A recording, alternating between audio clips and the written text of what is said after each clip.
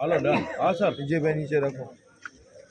Higher ઓથોરિટીની આદેશને અનુસાર મેં રાજ્યના બધા જ પાર્ક છે એ 7 તારીખથી ઓપન થયા છે અને આને જ તહેતને આપણા જો ગીર જંગલ છે અને અમે જે ગીર જંગલ સફારી હાલે છે એ પણ 7 તારીખથી આજે ઓપન થઈ છે અને જો વ્હીકલનો જે છે આપણે દર વર્ષે સેરેમોનિયલ કરીએ છીએ એ ફ્લેગ ઓપન થઈ ગયો છે અને ઓનલાઈનમાં આપણે જોઈએ તો બુકિંગ પણ બહુ સારી અમે થઈ છે અને આગળ જે આપણા તહેવારના દિવસ આવે છે કે જો કે ફેસ્ટિવલ ડે છે એ પણ ફૂલ છે. આપણે પણ બધી ઓફિશિયલ વેબસાઇટમાં જોઈ શકો છો. આશા છે કે બધા જે વિઝિટર આવ્યા છે એ બહુ સારો એક્સપિરિયન્સ લઈ જશે ગીરમાંથી અને દર વર્ષે આપણે જે જોઈએ ગીરનું એ ટુરિસ્ટનો ઇન્ફ્લો પણ બહુ સારો છે અને ટુરિસ્ટને જે આપણે ફેસિલિટી વગેરે પ્રોવાઈડ કરીએ એ પણ બહુ સારી છે. સર, વરસાદ બહુ થયો છે આ વખતે. જંગલનું કેવું આખું પ્રકૃતિ કે વાતાવરણ?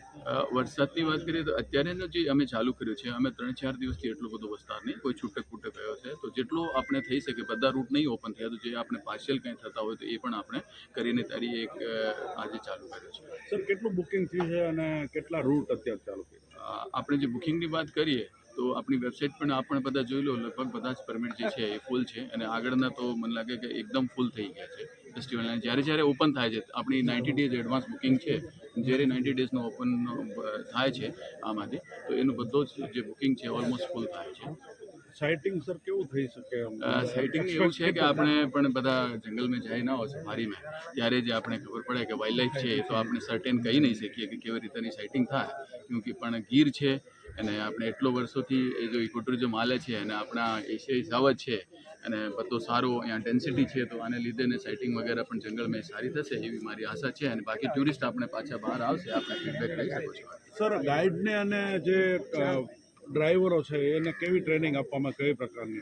ગાઈડ અને ડ્રાઈવરને કહીએ પહેલાં આપણે ગાઈડની વાત કરીએ તો ગાઈડને અમે દર વર્ષે ટ્રેનિંગ આપીએ છીએ અને ટ્રેનિંગમાં પણ અલગ અલગ મોડ્યુલ રાખીએ જેવું કે સોફ્ટ સ્કિલનો છે અને પછી જો લેંગ્વેજ છે આની સ્પીકિંગનો છે અને પછી જે આને છતાં પણ કોઈ નથી આવતા આપણે ભાષાની એપ છે એનો પણ ઉપયોગ કરીએ છીએ અને સાથે સાથે અમે જેટલી જે વ્હીકલ્સ છે ને અમે પણ ઇન્ફોર્મેટિવ મટીરિયલ શીખવાય તાકી ગાઈડ પણ આને ગાઈડ કરી શકે ટુરિસ્ટને કે એ ઇન્ફોર્મેટિવ મટીરિયલથી આપણે બધી માહિતી મળી શકો.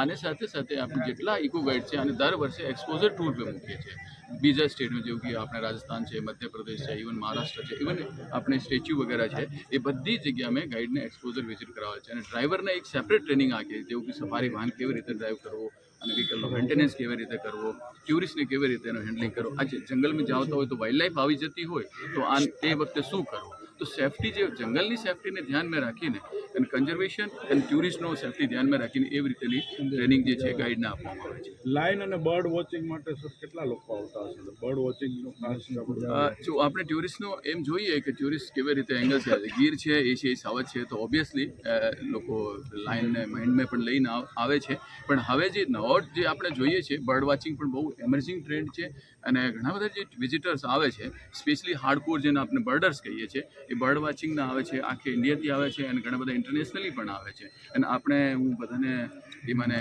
શેર કરતા ખુશી થાય છે કે 338 પ્રજાતિ છે પક્ષીઓની અને દુનિયામાં એક કહીએ કે ઇન્ટરનેશનલ બર્ડ એરિયા જ કહેવાય. જો ફેમસ જે બર્ડ એરિયા જોઈએ આમાંથી આપણો ગીર એક છે. સર